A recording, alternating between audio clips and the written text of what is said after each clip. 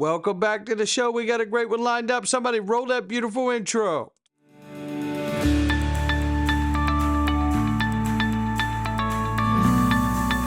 Digital Perspectives with Brad Kimes. Come on in.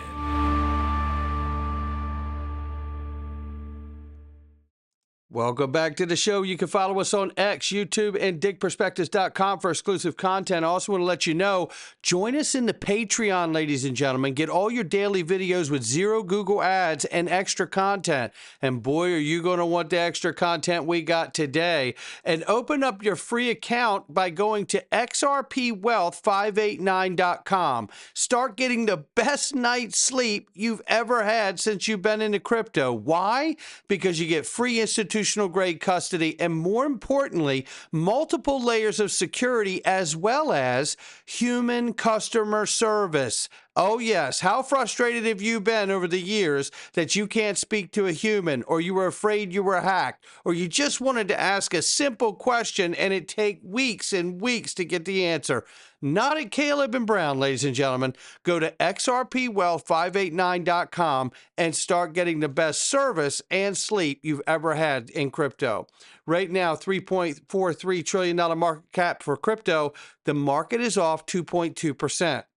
Bitcoin 105,000 plus, Ethereum 2,600 plus. XRP at the number 4 spot is $2.24. We're up 0.8 on the 24. We're off 3% on a 7-day. Range of price between 221 and 228. So we haven't hit that 230 mark that they were talking about as a bullish sentiment. So what does that mean for us? I don't yet know, but we'll continue to pay attention to the markets as we move forward over the next few days. But I do have the Brad Garlinghouse interview. And listen, just so you guys know, I have all the panels on stage recorded, all of them. However, what I need to do is it's like 1.5 terabytes, 2 terabytes worth of info. I have to sit down and slice all of that up. So I'm going to do that over the next week or two, and you'll get the actual high resolution. But until then, we have the clips that we have from attendees, which we're super grateful for. Now, right here, this is a reminder that if you were at XRP Las Vegas and you received an XRP Las Vegas dog tag in your swag bag with some really incredible swag, by the way, I can tell you that you will absolutely want to keep that dog tag because it does something very special. Take a look. You scan your tag. And when you scan your tag, it has an NFC chip in it. This is the kind of incredible technology that Tyler from TI Projects is doing with real products. He's integrating innovation into real hard products. It's amazing what he's doing. Take a listen. XRP Las Vegas. My name is Tyler Boone. I'm the CEO of the TI Project, and we manufacture titanium merchandise here in the US. Come check us out at our booth while you're here. I'd love to meet you in person. But you're actually viewing this through the NFC chip experience on your dog tag. Now, after the event is over, you're still going to be able to interact with it, and Brad and Danielle are going to have access to this to continue to communicate with you guys and edit it, and we could do raffles and all kinds of really exciting things through this experience. So definitely keep that dog tag and continue to use it because you never know what's about to happen. Tyler's hooked it up. Tyler is amazing, and I tell you what, he's doing great things already, and it's just going to get bigger and bigger for this guy. This is an amazing feature, and you should keep that dog tag because we do intend to do some very cool things. Remember, 2026 is already counting down. Now let's look at this. I have to give a very special thank you to Christian Carlo for joining us on stage at XRP Las Vegas. Your insights on policy and this new emerging asset class innovation aren't just valuable to us at XRP Las Vegas. They are important to the entire United States and current administration to help shape and guide policy in my eyes.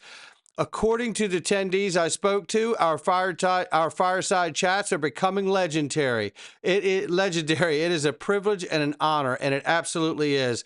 I tell you, I cannot wait for you to see this entire conversation that Chris and I had on stage. Oh my goodness, especially the last 4 or 5 minutes. And this here is blockchain backer who sat with Good Morning Crypto, and I think he said it. I can't say it any better. DAI's got it right, and so does blockchain backer. When you walk out there and see the sheer number of chairs out there, it's something I've never seen at one of these. Twitter is nonsense. It's not what real life is like. These are clowns. These negative Nancys. When you see this in real life, your whole perspective of it all changes. And he's absolutely right. Take a listen. Then this is the third one that I've been to. I was actually just talking to Brad right now. We've seen the first one was 450 people. Didn't catch the number on the second one, but this one's over 1,200. When you walk out there and you see the sheer number of chairs out there, it's something I've never seen at one of these at XRP conference. So, part of me was like, the market's tame right now. You can see that like Google Trend search data that people are kind of like, the excitement's just kind of chilled out a little bit. So I was real curious to see what would it be like when we came out here today. Would there be that excitement? And Twitter is nonsense, dude. It's not what real life is like. These are clowns on Twitter, man. These negative Nancys. It's when you see this in real life, your whole perspective of it all changes, and it really lifts you up a little bit. And that's why I love coming to these things. Because we sit behind these computer screens, we sit behind these phones all the time and looking at these. And he's absolutely right. And I said it to almost everyone, to a person that I met. We sit behind these two computer monitors, 2 or 3 computer screens, and you're just 7 days a week going. And to be able to go and meet the real people that are actually allowing you into their daily lives is quite the experience. Now let's get to the interview with Brad Garlinghouse and Dr. Chris Brummer, who moderated it. And I want to give a very special thank you to Dr. Chris Brummer for taking the time out of his very, very busy life to come and sit with us and to do this. I tell you, Dr. Chris Brummer is just one of the most amazing human beings you're ever going to come in contact with. If you don't believe me, just meet him once. I'm telling you. His energy just radiates, and you will feel it. And he obviously, doesn't hurt that he's also super sharp, one of the highest decorated lawyers, in the rest of it. But nonetheless, one of the things that was addressed was CEO Brad Garlinghouse refutes the claims that the company attempted to acquire Circle, dismissing reports suggesting a $5 billion offer for the stablecoin issuer. Well, let's get to it because Edo Farina had recorded the entire panel. So let's break that down. Now, we know that the skull of Satoshi Ripple donated that as a symbolic artwork to the Bitcoin community. I felt like it was an olive branch, right, to really bridge this maximalism and tribalism in the space. I also feel personally myself, I'm speculating, that olive branch is to let Bitcoin know that, eventually Bitcoin's going to be running. It already can. And since 2014, you can have Bitcoin on the ledger. But when they figure that out and it starts happening in mass, it's probably going to be pretty tough for a few of them. But nonetheless, let's get to this because I know it's longer, but I want you to hear all of it, right? You need to hear the entire thing. So let's start at the 4-minute, right? Bitcoin community is not our enemy. They really are not. If they do well, we're going to do well. We might do better. It's just it's not a zero-sum game. And I think the one thing I learned, I was in Silicon Valley for 24 years. The one thing you learn is tech is not a zero-sum game. We're going to grow the pie. And David Schwartz was up here yesterday talking about rewiring the entire banking system and what this looks like maybe in 10 years or 20 years. We underestimate how big that change is and how profound it is. And we get there by being collaborative and working together, not against each other. Bingo. Shut up.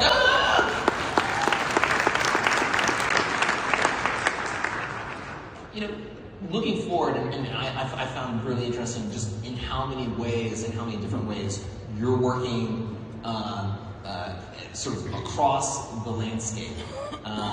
Certainly, when you look at the Henry Road transaction, frankly, just you're kind of unshackled now. Our conversations now are more about what's going to happen than what has happened. Maybe though you can talk a little bit about that. Acquiring a prime brokerage is kind of interesting because on the one hand, you guys are doing everything as crypto native as can be, but you're also gesturing and understanding how DeFi works, how Wall Street works. Maybe you can give us some sense as to what you're thinking here. So, I mean, look, this is going to sound a little hyperbole, but it is an amazing time to be alive and see the shift of headwinds to tailwinds. And I think people still underestimate how profound that will be when the largest economy in the world and the most important regulatory bodies in the world go from being hostile, openly and actively hostile and counterproductive, to constructive, to how do we partner with this industry. It's a massive sea change. I think people underestimate how consequential that will be over 2025, 2026, and beyond. Now, one of the things in the Hidden Road acquisition particularly, I think Ripple tries to be a little bit, we're kind of at the infrastructure layer. We try to think about where the world is going and make bets that are going to play out over years. I've always talked about, and this community particularly has been extremely patient as we have fought some frustrating fights. But the Hidden Road acquisition is really about continuing to build bridges between traditional finance and decentralized finance. And I think if you believe that it's just going to be, okay, the DeFi world is just going to grow and replace it, I don't believe that. We have to bridge that gap. And Ripple has been working around our payments business in bridging that gap for almost a decade. And for me, Hidden Road represents, if we want the largest market makers, the largest hedge funds in the world to come into this ecosystem, we need the infrastructure to enable that. Hidden Road is one of the fastest growing non-bank prime brokers. Most of the players in the prime broker space are the traditional commercial banks. And for those guys have been hostile towards crypto because of the regulatory dynamic. That's changing a little bit, but Hidden Road, I think, is a subtle, almost flex to their hundreds of clients, names you've heard of, the largest financial players in the world that are using Hidden Road. They cleared $3 trillion last year. They're growing very quickly, and frankly, with Ripple's balance sheet, we're only going to see that accelerate. That's great for the XRP ecosystem. That's great for RLUSD. And I will keep reminding people, Ripple is completely committed to what we can do to make XRP the most trusted, the most useful, and the most liquid digital asset on the planet. We have always been that. There you go. I just want to, maybe you could double click that piece, because you had mentioned RLUSD and stablecoins are, I think you've noticed, a pretty big deal, and certainly Ripple's presence and entry into the market is a big deal. Just for clarity, how does that acquisition sort of fit with the stablecoin strategy? Well, there's a couple things. I mean, one, as they are clearing, they do trillions of dollars of clearing. One is they will do some post-settlement on the XRP ledger. That's a big deal, and driving utility and driving efficiencies of that settlement, that's a big deal by itself. The second thing that is a big deal is using RLUSD as collateral. They do a lot of lending across the Hidden Road ecosystem. And again, this is big dollars. Hidden Road, after the acquisition closes, and this is probably 30, 60 days to continue to get all the regulatory approvals globally to close the transaction. But Hidden Road will accept RLUSD as good collateral on their platform. That's a big deal when you start thinking about the traditional financial world. And a lot of what Hidden Road does isn't just crypto. And that getting RLUSD as an accepted form of collateral across their ecosystem, I think will be a very profound step. You are still getting me to just want to nerd out on this, because it is very interesting. And also, I partly like it because it's just a less obvious. There's a lot of talk. I've heard there's a rumor that we were trying to buy Circle. I don't know what that was about. No, but it was subtle, but it was visible. Yes. And the choice speaks volumes, right? Yeah. Of subtle or not, and I respected it, and I thought it was really interesting. You and I have had many conversations. We do so a couple times a year, including, as I said to Ellie just now, you were, I think, the first worldwide famous big guy to come to my conference over DC FinTech Week over in 2019. Which is a fabulous event. Thank you so much. I appreciate it. And and your presence was very important for the history of that conference, and your comments even then about understanding and operating in a regulatory environment. You just mentioned sort of obviously seeking the worldwide approvals for this acquisition, which kind of underscores the fact that you see a little bit of everything. You see what's happening here in the United States, but you're also seeing how the regulatory environment is evolving in different pockets of the world. Could you maybe give us your sense of, and it's always just a snapshot because things are always moving so quickly, but sort of where the landscape is right now, obviously where the United States is, but also again in the larger context of sort of global regulatory momentum. Yeah, first of all, I appreciate this. One of the things Chris and I talked a little about backstage, one thing that I will hopefully at some point in my life figure out, Ripple has always tried to be one of the good guys in terms of our posture towards regulatory compliance. We invest a lot in this. We have over 60 licenses from around the world. We just recently received a license in Dubai, and then the Dubai land entity is now doing titles on the XRPL. Like, we have always leaned into this, which is great. What's frustrating and confounding is, like, why did the SEC pick on us? Like, we were the good guys in this space. There are a lot of bad guys, unfortunately, at FTX. There's some bad things happening. They picked on us. There's one of these, like, I don't really understand why they picked on us. But Ripple has and will always lean into a compliance first. It's not just because we have to, because it's the right thing to do, but it's also our customers, our financial institutions, our customers, our banks. They will not work with us unless we are, as white hat as you can get on this stuff. And now, part of your question also, and I alluded to this a little bit earlier, as much as other markets like Japan or Switzerland or the UAE, Dubai, and Singapore have been pro-crypto, the most important regulatory bodies in the world are the United States. And even though some of them may disagree, it still puts a little bit of it tempers the opportunity, it tempers the growth, it tempers the optimism. That has changed. Paul Atkins in the SEC has been exceptionally constructive, and he's only been there a few weeks. Hester Peirce and some of the stuff she has said publicly, it's just refreshing and a bit kind of affirming to be hearing it from stuff we've been saying for years, to hear it from within inside the building. I will admit in this private audience, not to be shared with anyone, I've been back to the SEC once in the last month after it all finished, and it was totally surreal. I mean, it was just bizarre. It was like you went from like this years ago being in the building with meetings and this hostility to a warm, friendly, I just looked at our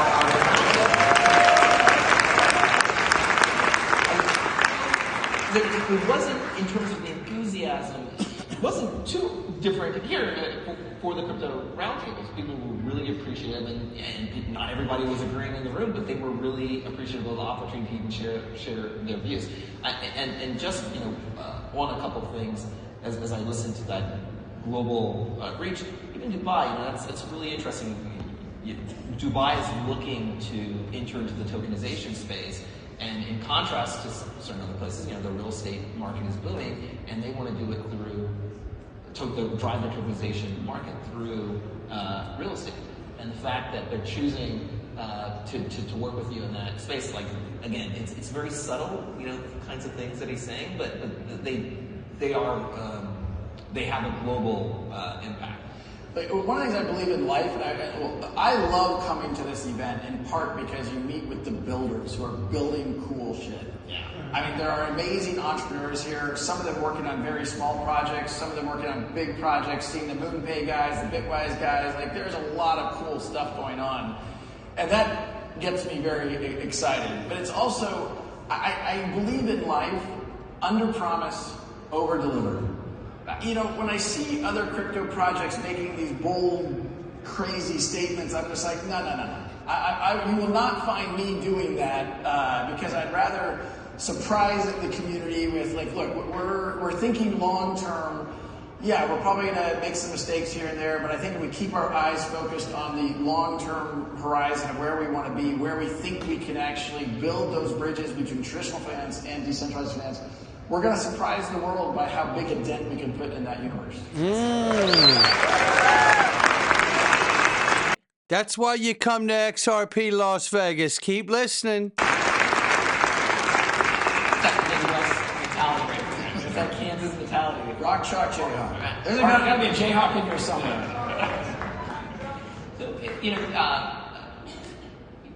we always take the opportunity to sort of talk about not only where regulation is heading, not only where Ripple is heading, but also sort of conceptions, misperceptions even in terms of like what exactly the XRP. I mean, basic questions actually in some instances, and maybe it's because more people are coming into the space. Obviously, it's becoming even more interesting for both the retail investors, but also for the financial institutions. But you think about XRP, qu'est-ce que c'est? The ledger. Yeah. What do you come across and see most frequently as the sort of what people get right and then what people get wrong? Yeah. Well, the thing I will say, and again, part of the reason I love the XRP family, is that there continues to be some of the other chains, the maximalism, where it's not that they're spreading misinformation, it's actually disinformation. It's done with malice. It's done with kind of like, they know that's not true, and they're still kind of echoing that. And so, look, I'm probably more of a lurker on X these days, or Twitter, than a poster, and I just like to read kind of what's going on out there, and every once in a while I'll dive in. But, there clearly remains confusion, intentional or not, around kind of, okay, what is Ripple and how does Ripple fit here? What is, XRP? How do we think about the XRPL? What is open source? What are the contributions to it? Where are we going with that? I thought David Schwartz, not surprisingly, did a great job yesterday talking about where we're going and how we are kind of championing the whole community, what we think is important. But you have to remember, there's things that have passed the amendment process on the XRPL that Ripple didn't support. And that's okay. Like, that's the whole point of open source technology. But I mean, some things you didn't specifically ask, but you look at what's happening around the ETFs. Because, again, the headwinds and tailwinds, because we've had these headwinds, some aspects around XRP have been behind other L1s. That's now catching up. You're seeing inflows into existing ETFs. You're seeing more ETFs go live. You're seeing more talk about this new category we call digital asset treasury, the kind of micro-strategy spin-offs, if you will, not literally, but kind of similar things. Hello. I think it's just going to continue to create a lot of tailwinds where XRP has been held back. I'm optimistic that through the balance of the year and beyond, when you're artificially held back, I used the analogy one time publicly, like if you hold a balloon underwater long enough, of course it pops up when you let go of it. And so we saw that happen over the next 6 months. But now we're seeing a lot of the organic and in some case inorganic through Ripple's acquisitions, things pushing the industry, the community forward, the XRP ecosystem forward that I think should really have a positive impact. Anything in particular, because you're up to a lot of different things. And again, some of them are subtle, but they speak loudly. Anything that you are... You want me to pre-announce our acquisitions? Basically. Yes, we do, Brad. Yes, we do. Look, I will say on the record here, there's a lot of rumors about Circle. We definitely never offered $20 billion to Circle. I'm just going to leave that there. Like, I actually, and I mean this consistently, I said earlier, my sense is Circle's going to get public, and I hope it does well. That's good for crypto. We obviously believe in RLUSD. I think that there's a place for what's happening in RLUSD to drive activity on the XRPL. One of the things that'll be interesting to watch, people now, because of the Circle S1, people now understand how much money they give to Coinbase. Mm-hmm. Okay, so now I'm the CEO of another global exchange. Should I use the one that drives all the money and profit to my competitor?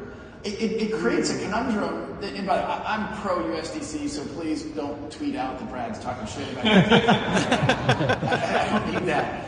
I truly want everybody to take a moment to a shout out to Bradley Kimes, wherever he is.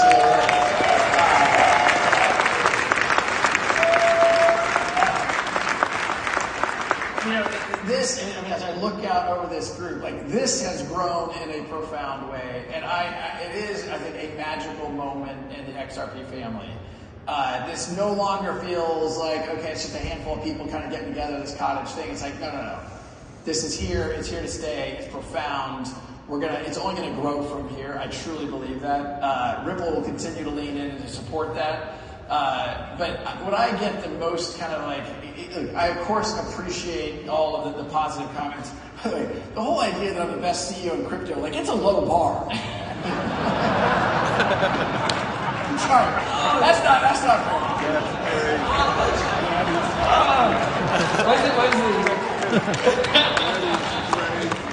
Okay, I'm gonna retract that.